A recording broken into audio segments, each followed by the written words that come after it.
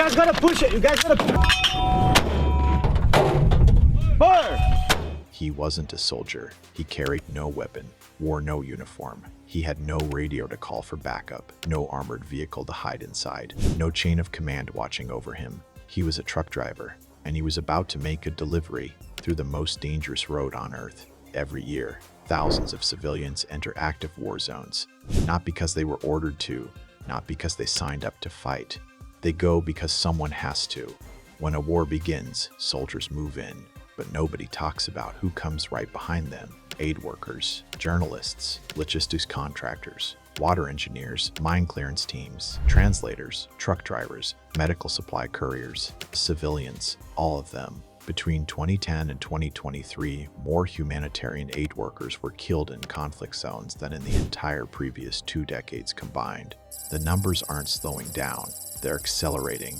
In some of the world's most active conflict regions, South Sudan, Afghanistan, Syria, Yemen, aid workers face a statistical risk of death that rivals, and in certain situations, surpasses that of combat soldiers. But here's what makes it worse. Soldiers have guns, they have backup, they have training for exactly this situation.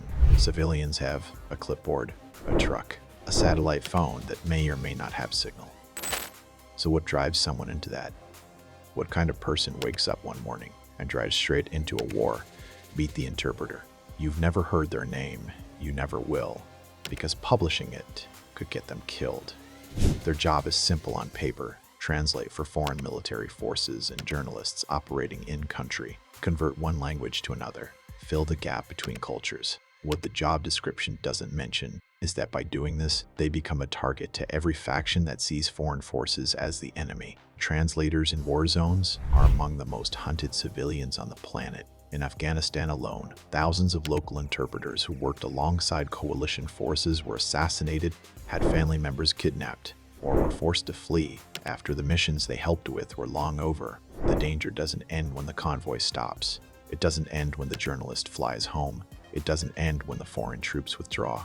For the translator, it never ends. Imagine living in a city where your neighbors might know what you did, where someone might recognize your voice from a broadcast, where your children go to a school 3 blocks from the men who want you dead.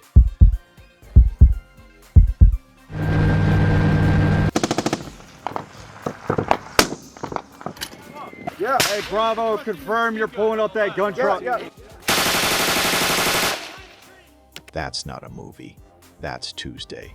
And still, they show up because they believe in something, or because they have no other choice, or because they've already come so far that stopping feels more dangerous than continuing. There is one road into the city. The military knows it. The insurgents know it. Everyone knows it.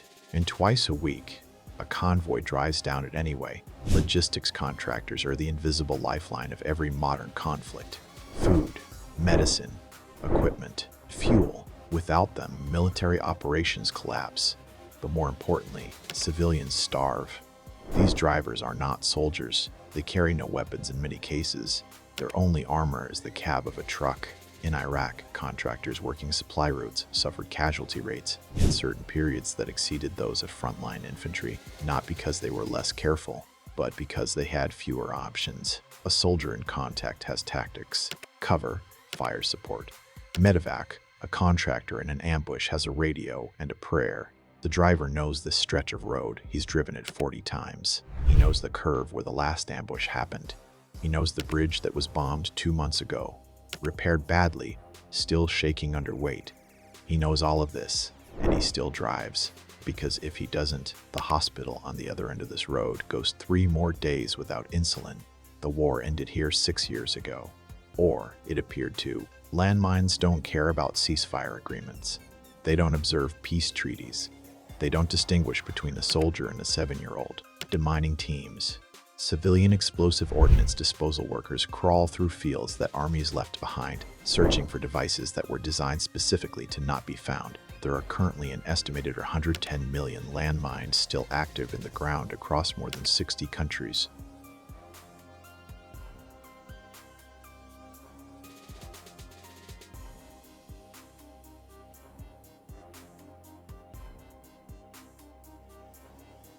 Most of them are in places where the conflict ended years, sometimes decades ago. The men and women clearing them work in conditions that would end most people's resolve in the first hour. Extreme heat, remote locations, minimal equipment, and the knowledge, the constant, unshakable knowledge, that one mistake isn't a setback, it's an amputation, or it's a coffin. What goes through your mind in that moment? Not heroism, not pride. According to people who do this work, it's focus. Pure, narrowed, absolute focus. Because thinking about fear takes up space. And in that crouch, space is everything. They clear one mine, mark it, move forward exactly 12 inches. Then they do it again and again. For 8 hours, someone decided that the world needed to see this. War journalists enter conflict zones, carrying cameras instead of guns, which means they are visible, unarmed, and valuable to anyone who wants the world to pay attention to their cause or wants to silence it. Since 1992, over 1,400 journalists have been killed in conflict zones worldwide. Hundreds more have been kidnapped, tortured, and held for ransom, sometimes for years. The psychological weight is unlike anything most people will experience. You witness atrocities, and your job is not to intervene, not to help, to document. Imagine watching something terrible happen and holding a camera instead of a hand. Veterans of this work describe a specific type of trauma, not just what they saw, but the guilt of surviving it, of flying home, of eating dinner, of sleeping in a bed while the people in their footage cannot. And yet, without them, none of us would know. The war you heard about on the news, the one that moved you, the one that changed policy, the one that made governments act. Someone put themselves in the middle of it to bring it to you.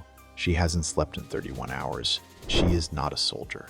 She is a nutritionist from a mid-sized city who answered a recruitment call 3 years ago and has been renewing her contract ever since. Aid workers are often the last civilians standing when everyone else is evacuated. They operate in the gap between the fighting and the aftermath.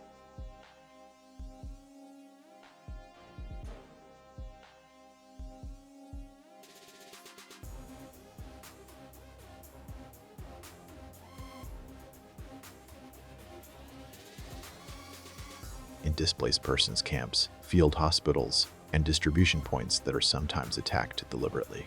Yes, deliberately. Hospitals in conflict zones have been bombed, aid convoys have been ambushed, distribution centers have been shelled. In several recent conflicts, these attacks were not accidents. They were strategies. Starving populations into submission, cutting medical access to force surrender. The people working inside those targets know this. They go in anyway. Aid workers report some of the highest rates of PTSD of any profession on Earth, higher than many military roles. They return home, and no one treats them like veterans. There are no parades, no formal recognition, no built-in support system. They just come back and try to be normal again, and most of them can't. Not entirely. Here's what nobody tells you about war. The soldiers are only part of the story. Behind every military operation, there is a web of civilians keeping the structure alive, feeding the people the war has displaced, documenting what the powerful would rather the world not see, diffusing the violence that will outlast the conflict by decades, translating between worlds that can't understand each other. These people don't get medals. Most of them don't get much of anything, except the knowledge that they did something that mattered in a place where mattering was dangerous. Statistics tell us that civilian casualty rates in certain roles now exceed those of active military personnel. That's not a footnote, that's a crisis hiding in plain sight. The next time you see a news report from a conflict zone, the footage was shot by someone with no protection. The aid that kept a refugee camp alive was driven in by someone with no armor. The ceasefire that was negotiated, someone translated the words that made it possible, then went home to a neighborhood where those words made them a target. Soldiers trained to face death. These people just decided to show up anyway. Think about that the next time you feel like the world isn't worth risking anything for. If this opened your eyes, drop a comment below. Which of these jobs do you think takes the most courage? And if you're new here, subscribe. We go to the darkest corners of human work every single week.